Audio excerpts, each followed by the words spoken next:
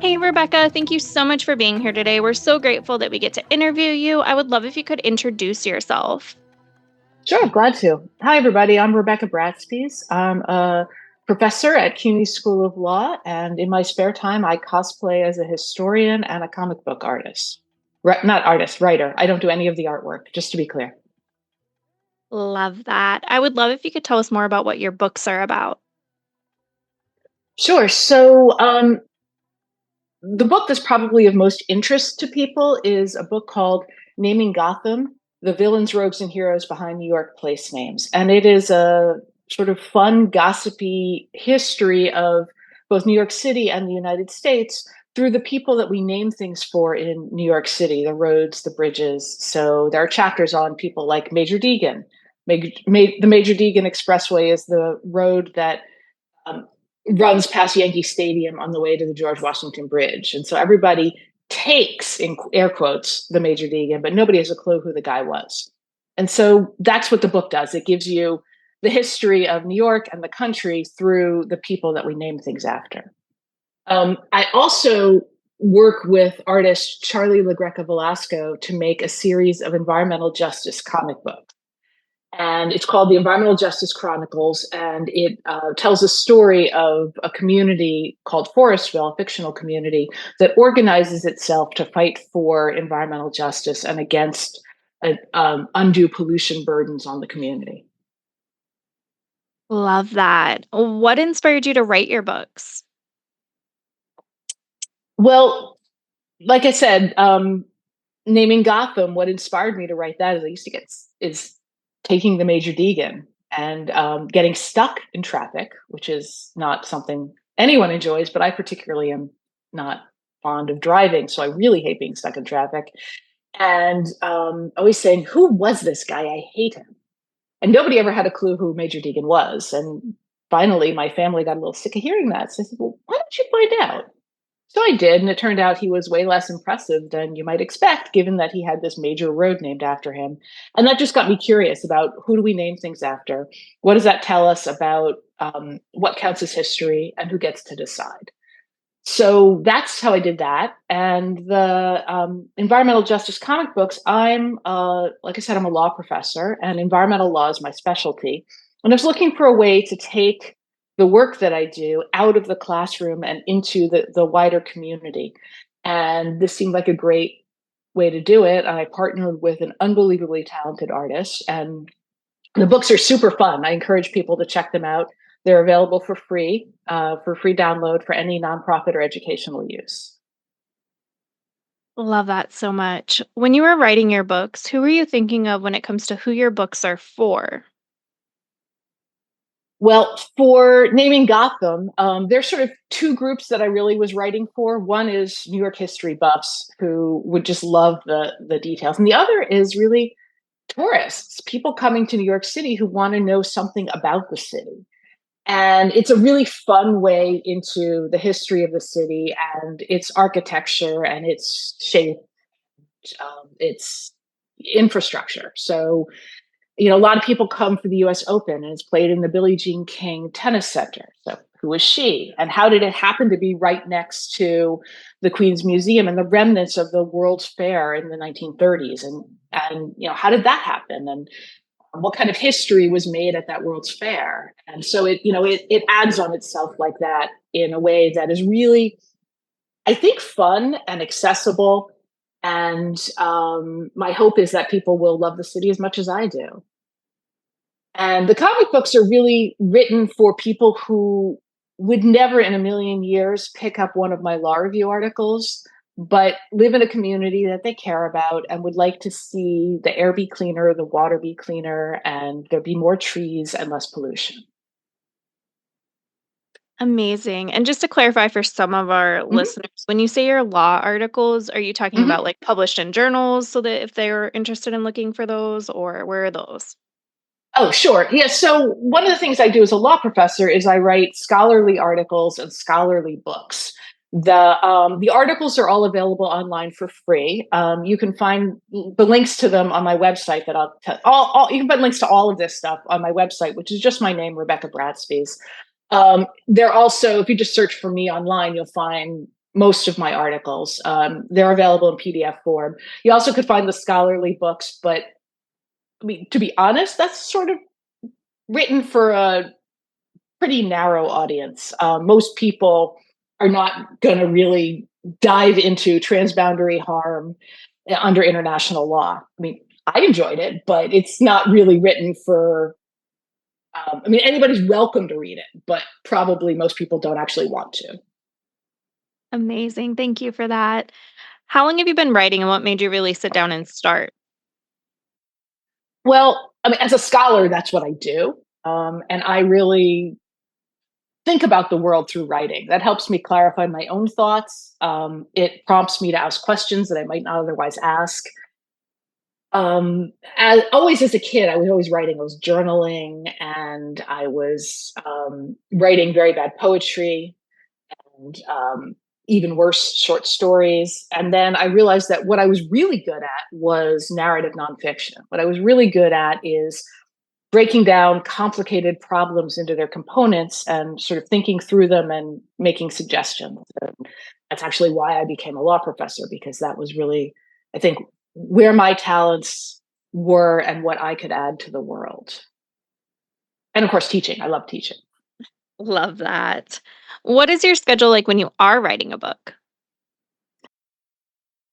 So I'm often working on multiple things at the same time because I am writing, like I said, I'm writing my scholarly art. Like right now, I'm writing a book that's not super scholarly book, but it's really intended for undergraduates, and it's called Global Justice in the Environment. And it's the kind of book that would be used in a textbook in undergraduate classes. But I'm also writing a law review article about the history of the way that a particular tribe in New York called the Montaukett were dispossessed of their land in the mostly over the 1800s. And I'm also just finished a short article that'll be published in a professional journal about environmental justice in New York City. So I'm always juggling lots of things at the same time. And I find that that helps me think, because thinking about one thing makes me ask questions that I then ask in the other context as well. I don't have a real good plan. I sit down every day. I write every day. I find that helps. If any of our listeners are into chemistry, there's this concept in chemistry called activation energy. Right? In order for a reaction to occur, there has to be an initial input of energy. And I find, like, if I don't write for 2 days, it's much harder on the third day. Whereas if I touch it every day, even if I only just do a little bit, even if it's only like 5 or 10 minutes, I don't have that activation energy after for the next day or the day after. So that's my practice, is to just do at least a little bit every day. And I say 5 minutes, must do 5 minutes. At that point, if it's not happening, I can stop. But usually something happens and I work, sometimes all day, but sometimes for an hour, or, however long the idea plays out. Love that. What do you need in your writing space to help you stay focused? I need really good light, preferably natural light. During COVID, I set up an office in my bedroom because I think I said at the beginning, I live in New York City. I live in a pretty small apartment, and all of a sudden, we were all at home. There was school at home, there was work at home. And so I had an office in my bedroom facing the wall. And I found it so difficult to work in this little corner facing the wall. I moved out to the kitchen table where I could look out the window and have natural light, and it was so much better for me. I don't have as good a setup because I don't have on my office, in quotes, in the bedroom. I have dual monitors and I have all kinds of extra things, but I do much better on my laptop in the kitchen because there's natural light and I can look out the window. Love that. What is your favorite writing snack and drink? I try not to eat while I'm writing because otherwise I could just consume mindlessly all kinds of stuff. But I have right here, I have with me my glass of water. I always drink water while I'm doing anything really, but especially while I'm writing. and it's a good measure for breaks. When I finish a glass of water, I know that I've probably been sitting for 20 minutes to half an hour, and it's time to get up and get some more water and walk around and then come back to it, or not, depending on the mood and the day. Love that. What type of books do you personally enjoy reading? So I'm sort of, no, I don't want to say that. There are two different kinds of things I like to read. I like to really just escapist junk, really. Bad mystery, not bad mystery novels, but mystery novels without a lot of violence or suspense, just easy reading, turn my brain off kind of thing. I consume those voraciously. And then I really love narrative nonfiction. I love to read um, informative things about the world, about history, about people. I like biographies. I just read a couple really good ones lately. And I just like to read all the time. Love that. Are there any books or authors that inspired you to become a writer? Yeah. So I read when I was in high school. I read a couple of things that really influenced me. One is I discovered accidentally in the library one day. I discovered the poetry of Langston Hughes. He was an American poet, Black poet, part of the Harlem Renaissance. And first, it made me interested in the Harlem Renaissance, which led directly into some of the stuff I write about in Naming Gotham. But also, just the way that he used words and the way that he used poetry to tell history fascinated me. And I also read Silent Spring by Rachel Carson, and I saw just how much of an impact narrative nonfiction could have on the world and the way it could help people understand problems and see a pathway forward for action.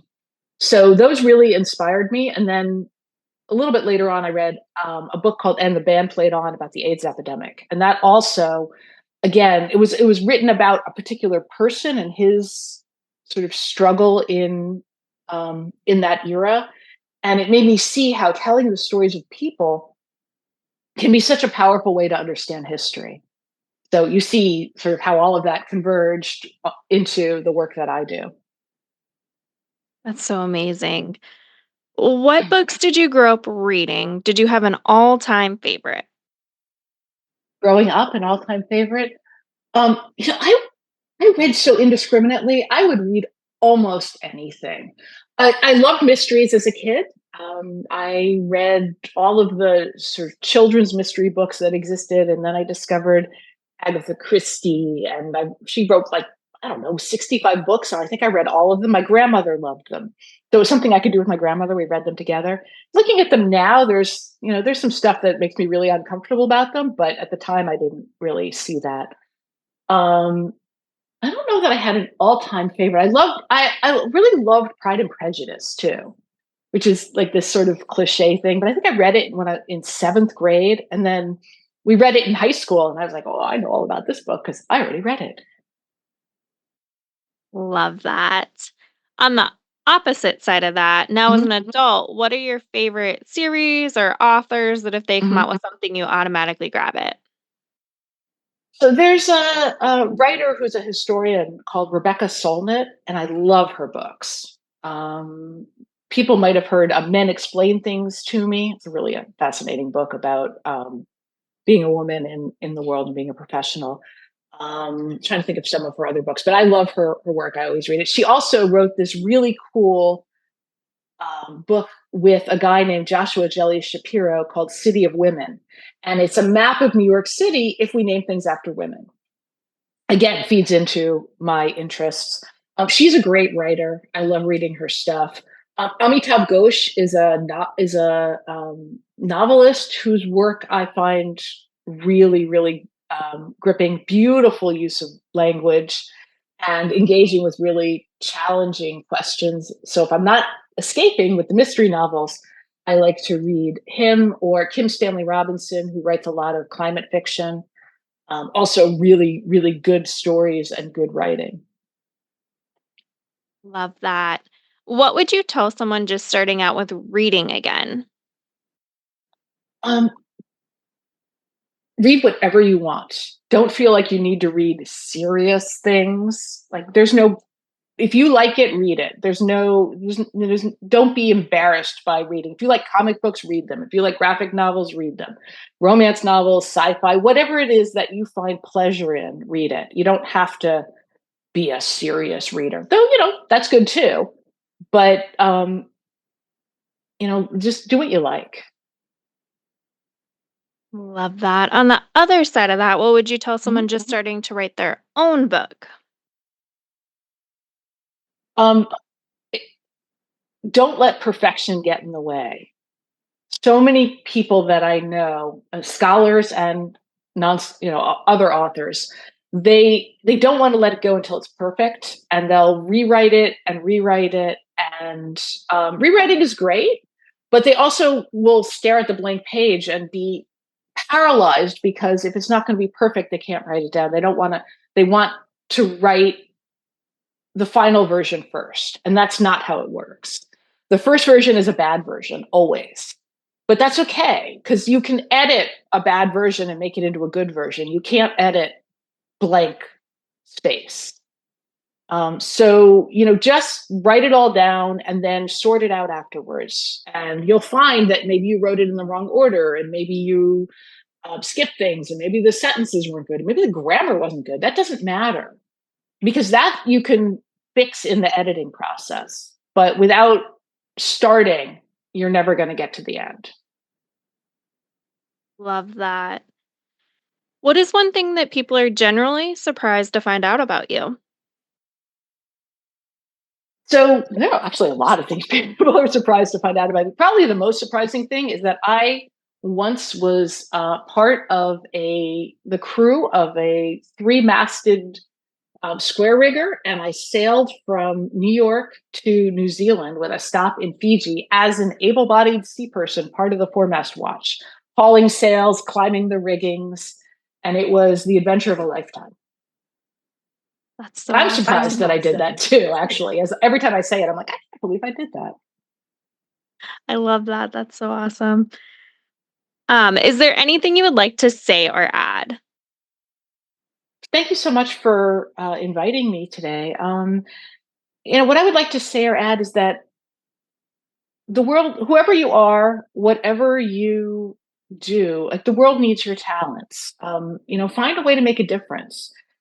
It could be a big difference on the national stage or a small difference in your community, at your school, at your kids' school, in a park that you nearby. But finding a way to make a difference in the lives of other people is incredibly rewarding, and it builds the kind of community that we so sorely need. It makes you feel good. It makes you happy with yourself and your life, and more invested in making the world better. And that's what I try to do every day. And I think the more people that do that, the better we all are. Love that. Where's the best place for readers to find your books? I know some readers love signed Mhm, copies. Is that an option and the best place to connect with you? mhm. Well, I'm easy to find online. I'm R Bratspies, my first initial, my last name, on pretty much all social media, and I love hearing from people and interacting with them. So you can find me very easily. My website is just my name, RebeccaBratspies.com.